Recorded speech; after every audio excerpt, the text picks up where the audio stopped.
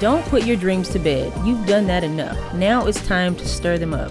This is your friend and host, Kirsty Fleur, with the Visionary Woman podcast, and I love resourcing the visionary woman, the creative, the artist, the business owner, the risk taker. And on this show, we will talk about what it means to get out of your own way and take your dreams to the next level. Join the conversation.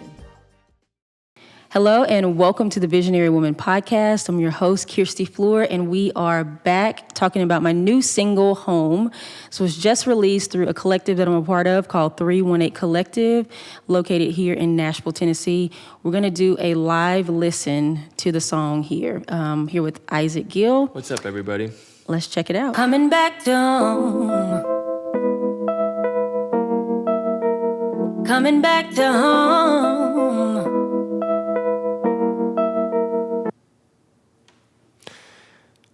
Hot takes on the intro.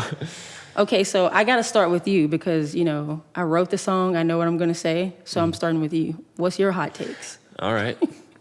Well, I got to play guitar on this song, and but what you're hearing first is Michael Walter on keys. And I told Kirsty I thought it'd be cool to do a reaction on this because Mike Walter is the man, super talented guy, and from Shreveport. Mm-hmm. Shreveport's in Louisiana, by the way. Yeah. It's a small town. You probably didn't know, so. It's Chauncey and Kirsty lived there for a while, but you're originally from Monroe, right? Yes, I'm from Monroe, Louisiana. Yeah. Chauncey's. Get it right. Way smaller town, but yeah. So we've got some Louisiana on the record, and Michael Walter is playing Wurlitzer here. We recorded this at Welcome to 1979, a studio in the Nations, which is a neighborhood here in Nashville. It's in West Nashville. Ironically, all the streets are named after states, even though the neighborhood is called the Nations. But one of the streets is Louisiana Avenue. Just had to put that out there. But it's not where we recorded, unfortunately. That would have been crazy. Right. But so all vibey sounds that you're hearing on this, and one of the vibiest players in town, Michael Walter, on the keys. All right. It's where we belong. It's where we belong. I remember dinners on the table, hearing all the children playing. We laughed unapologetically. We fuss, we fight, we make up. Growing home never felt so far away. I lost my way home. Where is home? 'Cause no matter where I go, I'm always searching for you.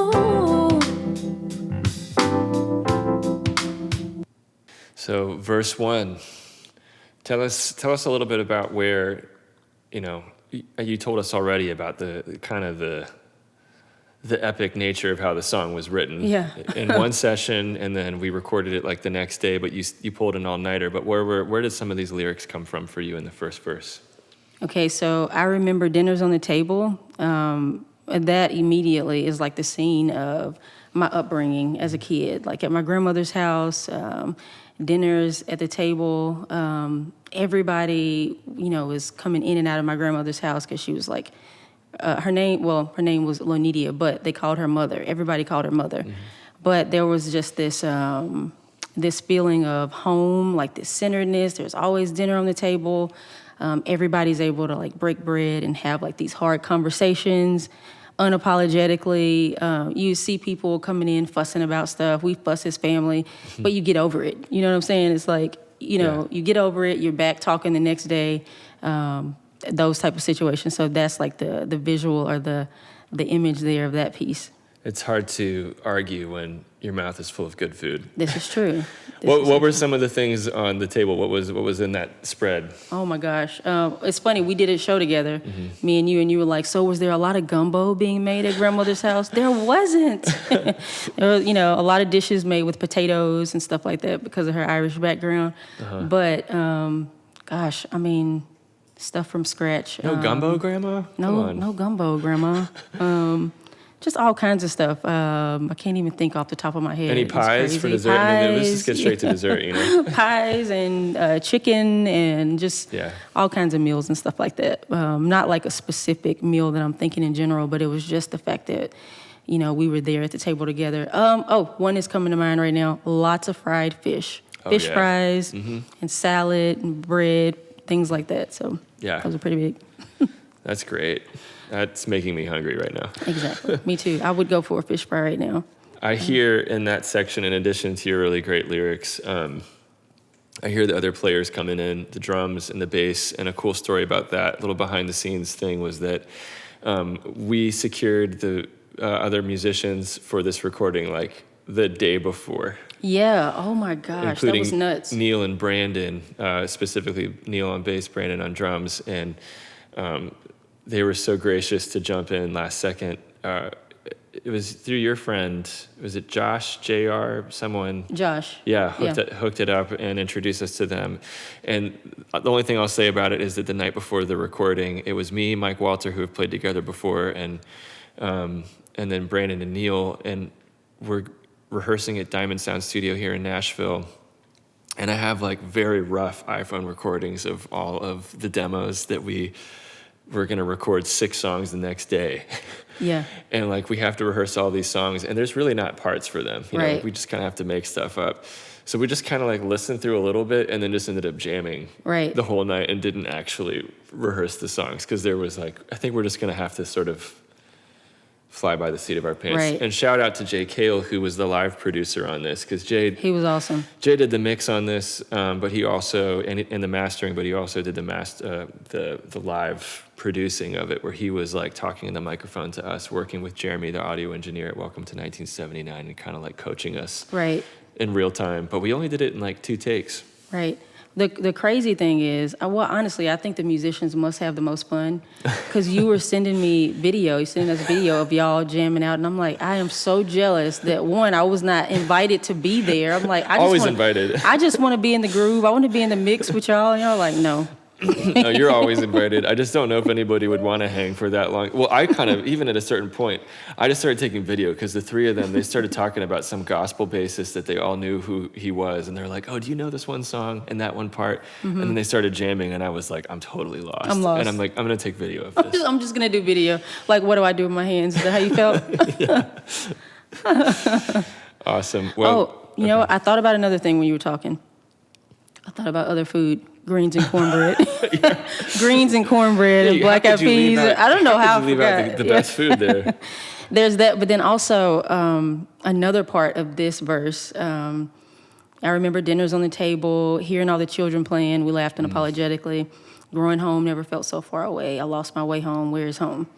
Another piece of this, like there is this moment that it's almost kind of ethereal, because this is like, you look at it and, you know, the words are what they are. Like it is obvious that it's like, we miss dinners at the table, and this is what family was. There's another piece of it, like when we were writing the song, I was like, you know, me and my husband, like we've done so much like external, like building businesses and teams and, you know, ministries, all kinds of things that we've done.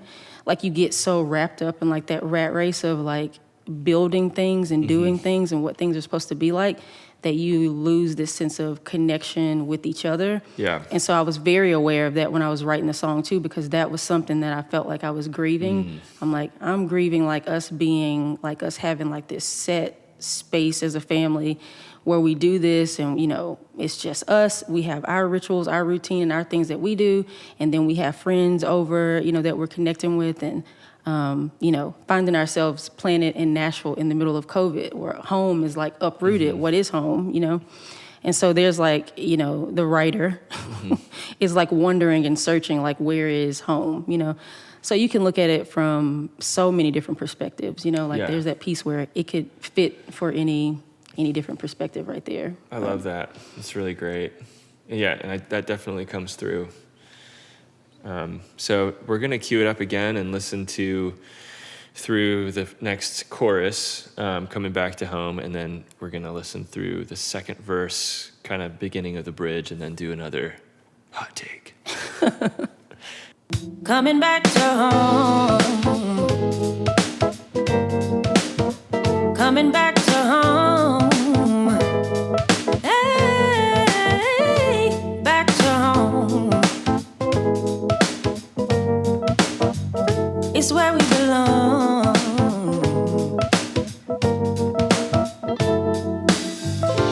We built a table, but now it's time to make this place our own. I'm dreaming of forever, and I don't wanna do this thing alone. Come and help me make this house a home. I need a shelter, a place for my soul. But where do we go? Where do we go?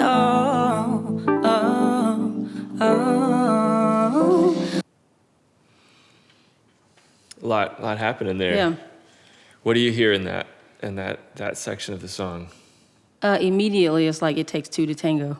Yeah. You know, like us doing the work, you know, not just, you know, the work being on one person or one group, but, you know, this feeling of what family is, but also community in general. I'm always talking about shared humanity and what that looks like us bringing our pieces to the table, and there being more of this collaborative effort in general to build a safe place for each other. Like I even think about 318 Collective and like what our hope is for the community is that it is a safe place for artists, creators, thought leaders, and, you know, people in this community to be able to be themselves. But then there's also, again, back, you know, the space of where can my soul and my centeredness like be at home, you know. And for me, home, like a physical home, should be a place of refuge, a place of safety. Like I can come in here and I can have my hair all over my head, you know.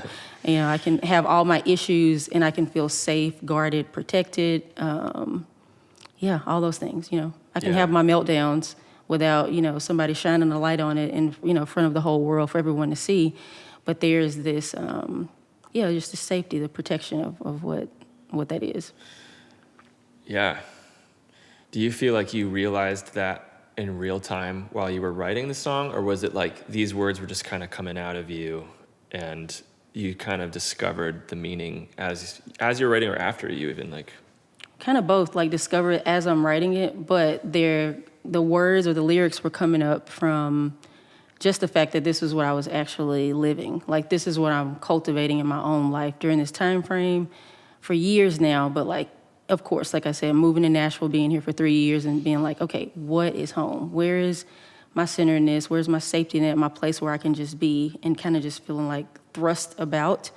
But where is that centeredness, you know, and really feeling like I'm finding that, you know, and realizing that it is a journey that, you know, that takes time. But anyway, so I thought about something while the song was playing. I said, okay, I know Isaac said he listened to this song in the car and it was different. It hit different for you when you listened to it in the car. And I'm like, was it this verse or what was it? Were you like something? Oh, maybe like different? On release day when it came out. Yeah. So the song just dropped like a couple weeks ago, I feel like. And we've been listening to it a ton. I know. Yeah. And we went through like a round of, you know, mixed feedback, and we did a little like audio cleanup stuff with it, but hearing it when it was released, it just felt like not just sentimental because of like we worked on this cool thing, which there's that too, but it was more than that. It was like I was hearing it and I was hearing that message, and knowing you guys, knowing you, Chauncey and Knox and Eloise now, just how, like everything you just described about your journey as a family encapsulated in this represents the journey of so many families, you know? Right. And so I thought it just hit me like on a more profound level, I guess. Okay. Awesome. It's great. Should we dive into the last part of the song? Yeah, let's do it. Cool. Where's home? Where's home? Where's home? Connected, no. Protected, connected, no. Protected, connected, no. Protected, connected.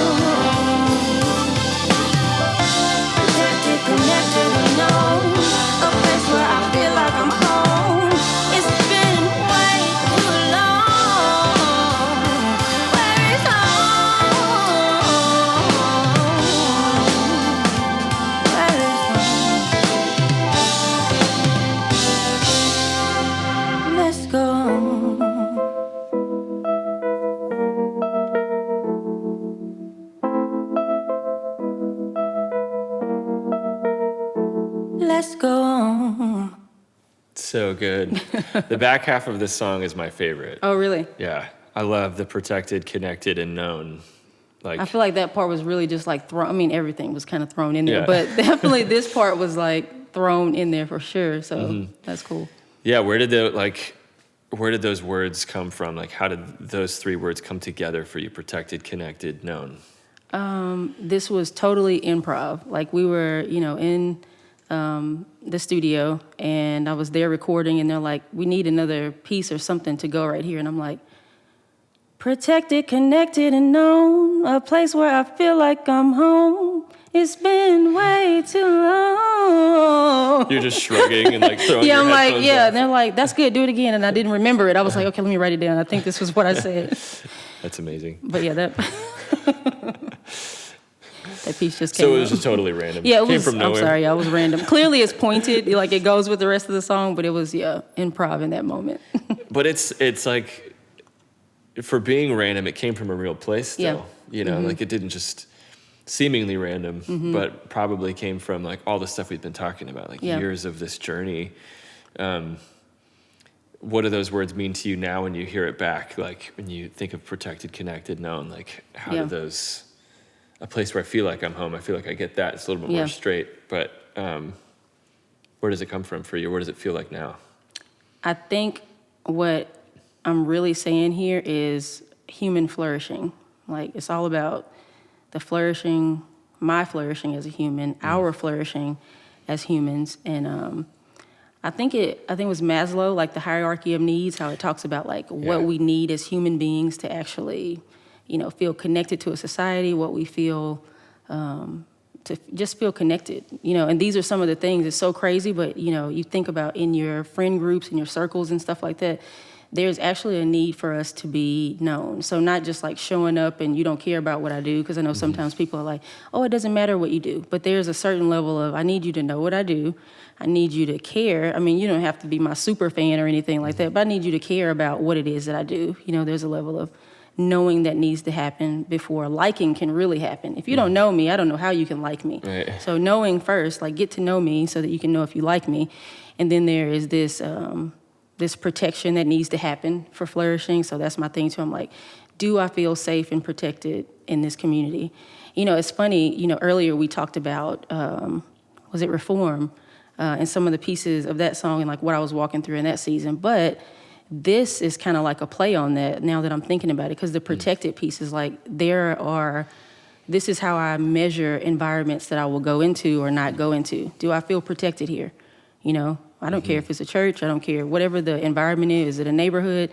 Do I feel protected? If there's not a sense of protection there, I'm not going there. And that's going to help with my mental health and my well-being and my human flourishing. Is this a place where I can feel connected? Is this a place where I'm going to be okay feeling known? Am I going to, be able to come into this community and people are going to care about what I do?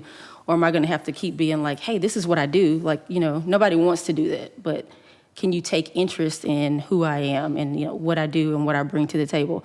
And realizing that and studying around it after the fact, I'm like, wow, this is like, it's normal. This is just really what I'm asking for is this song. And this song is like, hey, this is shared humanity. This is what we need as humans to be able to thrive. I'm not just here like a little lost puppy, like I'm lost. Where's my home? It's like, no, society, humanity. Like we all need to feel protected. We all need to feel connected, and we all need to be, feel known in a space. So in my actual physical home, I have to feel all of these things, otherwise like, the connection feels lost. I'm like, what do we, I start going, I'm an artist, so I'm like, what are we even doing here? Like, what is the meaning of what is everything? this? What is the meaning of marriage and family? If, Right. So yeah, that is what I'm thinking in that moment. Yeah, the word known really stood out to me, I said, known. But yeah, it's one thing to be, because you could feel protected and physically, so to speak, by whatever circumstance that you're able to afford, in life. You could even be connected in the sense that you are virtually connected to people. You could be on social media. You could be, you could have a work scenario where you're, regularly engaging with people. But the known part to me is what stands out, because it's like you could be just a face in a crowd, or have that feeling, you know? And that's where it's like the place where I feel like I'm home. Yeah. That lyric kind of joins that meaning to me as a listener.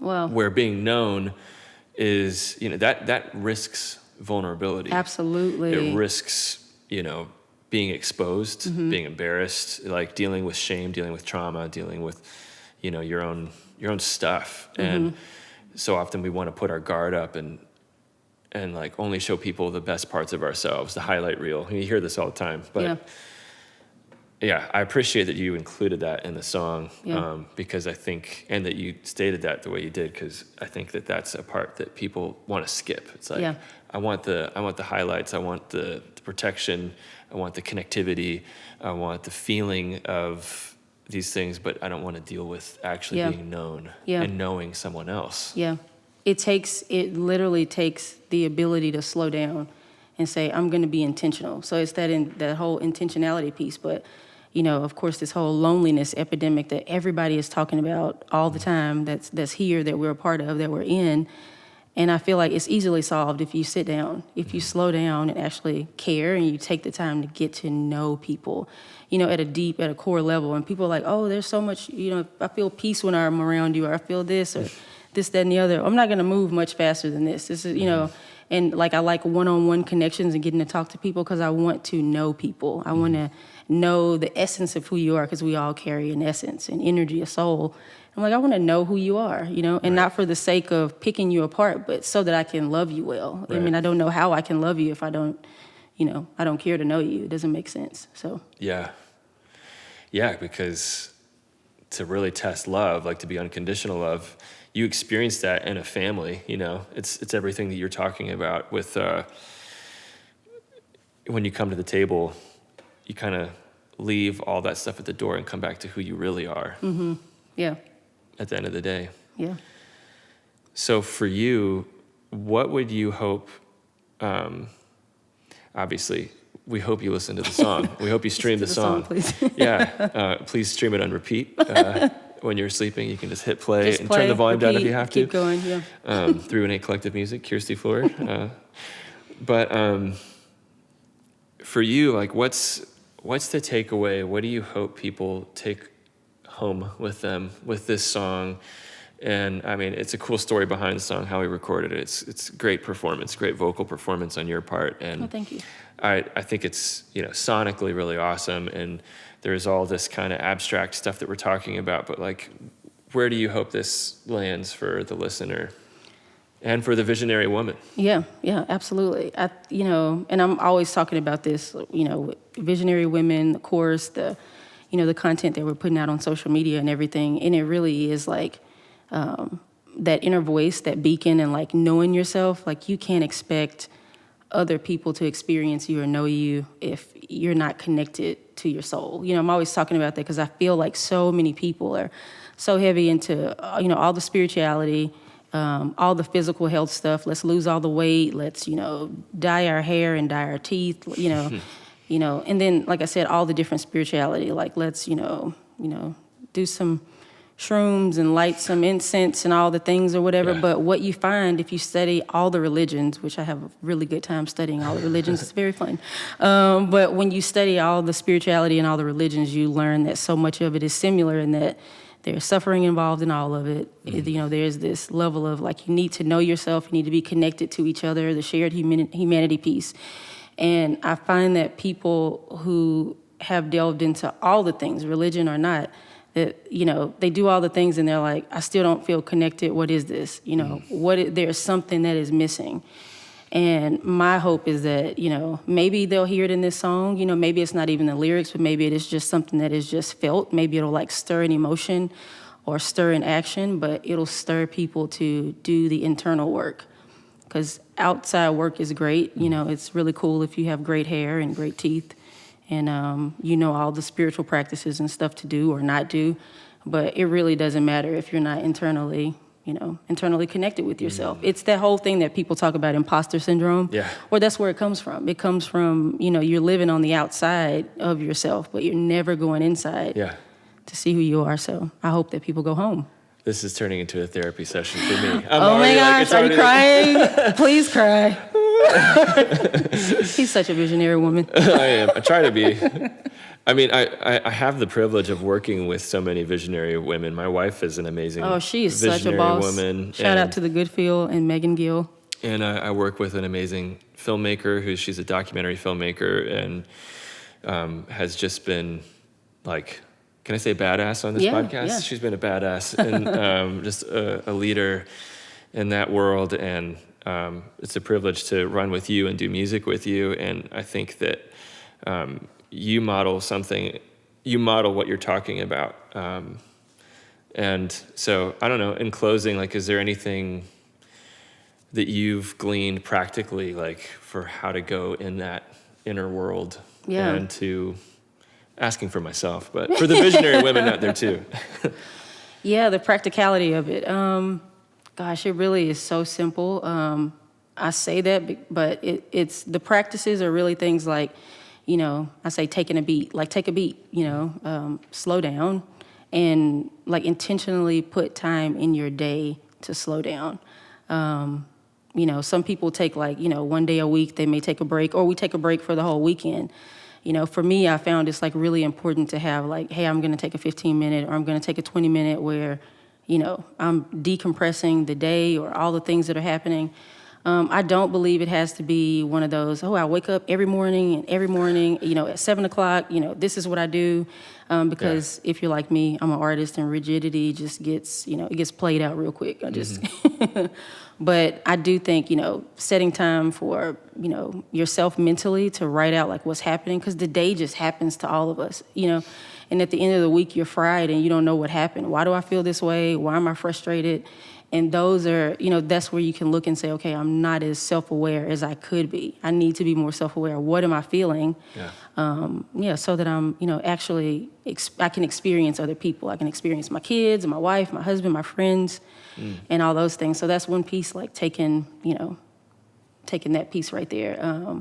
And then, I always am an advocate for therapy and mental health, just because people need it. Even if you feel like you're just at the cusp of all the great things happening in your life, you can always use somebody to talk to, and somebody can, be a mirror and like, show you where, hey, this piece right here, if you touch this, then this will help you, those type of things. So there's just a few practical ways. Also, there's a course that I teach called Finding Your Voice, where there's like a lot of practical tools in there about how to stay connected to your voice, your actual home. So there's that. You heard it here.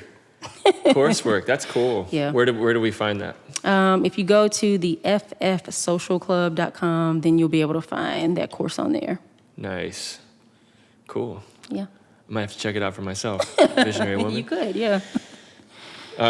It's such a privilege and a joy to get to be on your podcast today and interview you and get to hear more about the music. And thanks for having me on and be a part of it with you. Thanks for being on. Isaac is one of my favorite people. And I just have to say, he was my first friend in Nashville. He was our first friend, the first cool person that we met here. So, and Isaac feels like home. People can feel like home. So Isaac's one of those people who feels like home for us. So I appreciate that. Thank you for that. Mutual. Feelings mutual. Well, thank you guys for joining us on the Visionary Woman podcast, where we today talked about Home, our new single that just released on Spotify, iTunes, and all the places where you listen to your music. I hope you enjoy it. Thanks. Thanks for listening and joining the conversation today here on the Visionary Woman podcast. If you enjoyed this episode and would like to join our growing community, the FF Social Club, please comment, like, and subscribe so that you can be updated on our upcoming episodes and more happening over at freedomfloor.com. To catch the latest from me and to access amazing resources for visionaries just like yourself, please visit me on the web at www.kirstyfloor.com. Thanks again for hanging out with me, and I'll see you next time. Until then, don't forget to be visionary.